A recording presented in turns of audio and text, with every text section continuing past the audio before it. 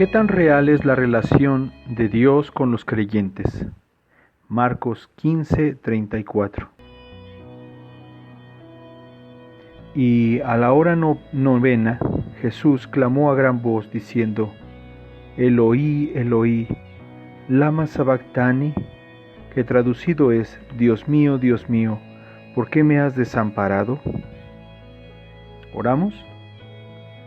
Señor bueno y Padre eterno, te damos muchas gracias, Señor, por permitirnos este tiempo devocional.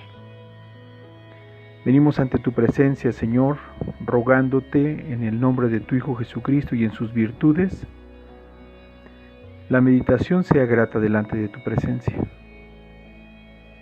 Que bendigas tu palabra en nuestros corazones.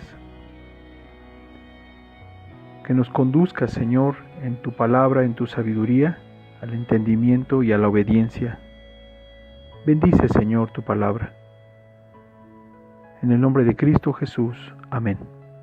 Muy buenos días, hermanos. Hoy es jueves 3 de septiembre del 2020. El día de hoy nuestro tema: ¿qué tan real es la relación de Dios para con los creyentes? Bueno, a manera de introducción debemos recordar que el devocional de ayer, como tema, el amor hiriente de Cristo, podría llevarnos a pensar acerca de las palabras de Cristo hacia el apóstol Pedro. Recordemos que el devocional de ayer decíamos que Jesús dice esto a Pedro después de la última cena, en una actitud muy solemne. Cristo dice a Pedro: Simón, Simón.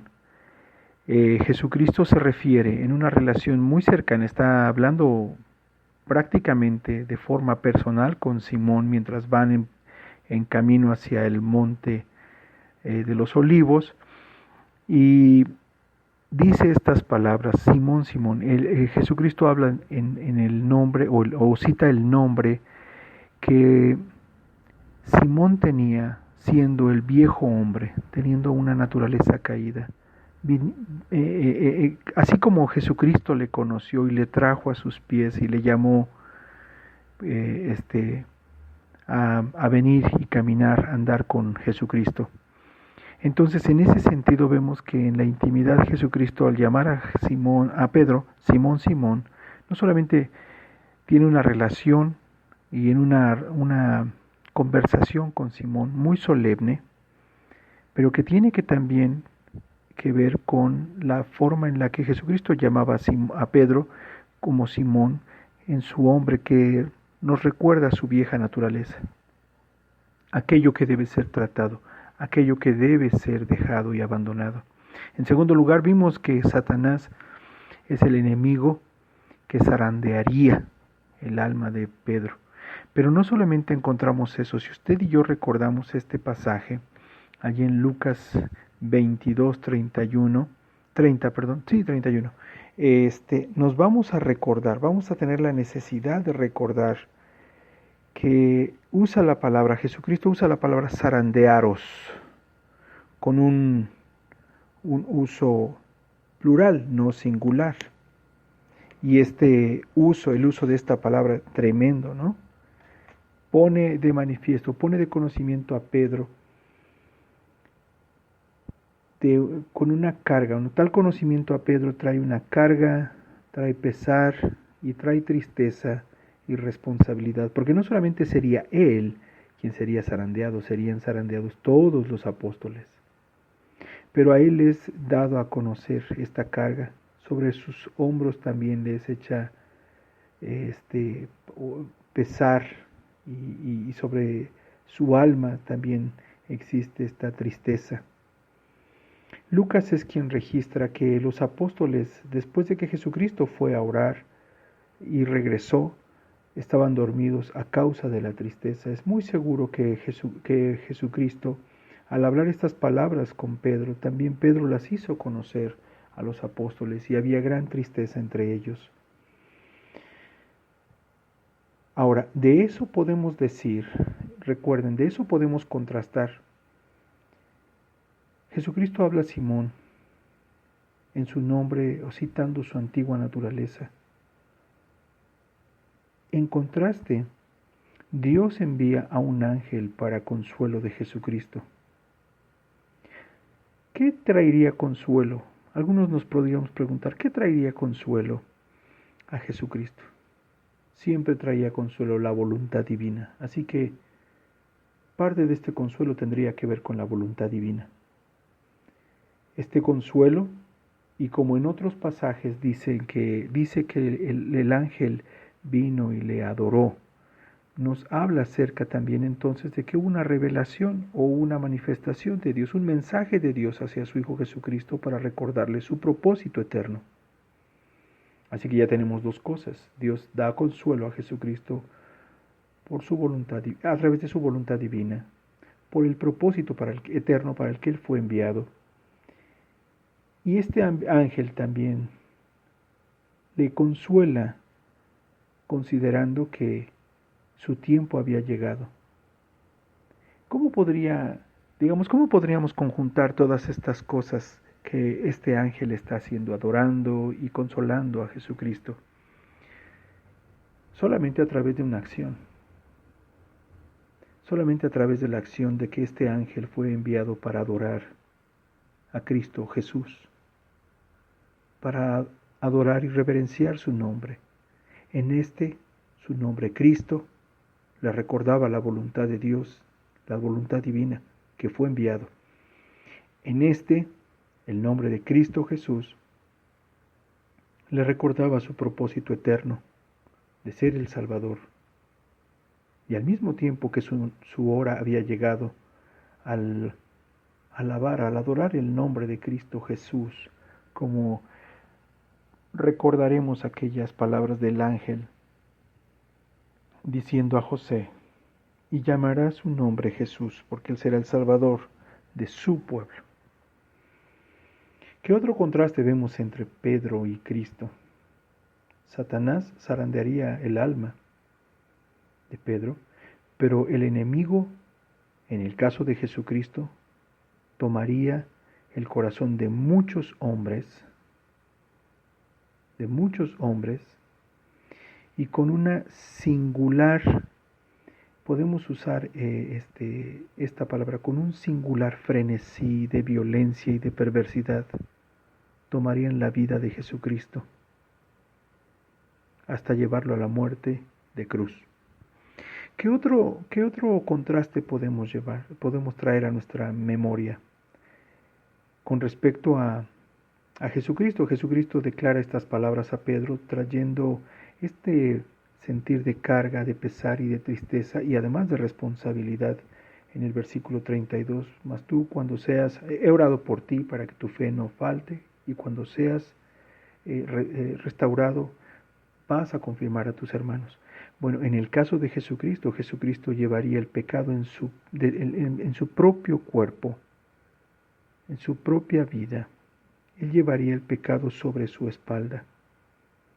Llevaría el pecado de su pueblo a hombros, pero no solamente el de sus apóstoles y quienes creían en ese momento en Él, sino también llevaría el pecado de todo su pueblo a lo largo de la historia de la humanidad, los que creyeran en Él. Dice Isaías 53 que este Cristo, nuestro Salvador y Señor, pagaría por los pecados de su pueblo, que moriría por o a favor de muchos. Y juntamente comprendemos esto cuando ora en el capítulo 17 de Juan, no ora por todo el mundo, sino por aquellos que el Padre de manera anticipada había puesto en sus manos, y Él llevaría el pecado de ellos en la cruz del Calvario. Es lo que dice el testimonio bíblico. Él llevaría el pecado de muchos, de su pueblo. Entonces aquí tenemos un contraste que nos lleva a considerar esta pregunta: ¿qué tan real es la relación de Dios con los creyentes? Y déjeme hacer algunas observaciones de qué tan real. Es tan real la relación que Dios pretende con el creyente, que entregó a su Hijo Jesucristo en manos de pecadores, a muerte. Es tan real que Jesucristo fue hecho padecer un sufrimiento y una humillación desde su encarnación hasta su muerte. El Salmo 113 habla acerca de que Dios se humilló para bajar a la tierra y tratar con pecadores para salvarles. Así que su sufrimiento de humillación fue desde su encarnación hasta la muerte de cruz. ¿Qué tan en serio se toma a Dios la relación para con los creyentes?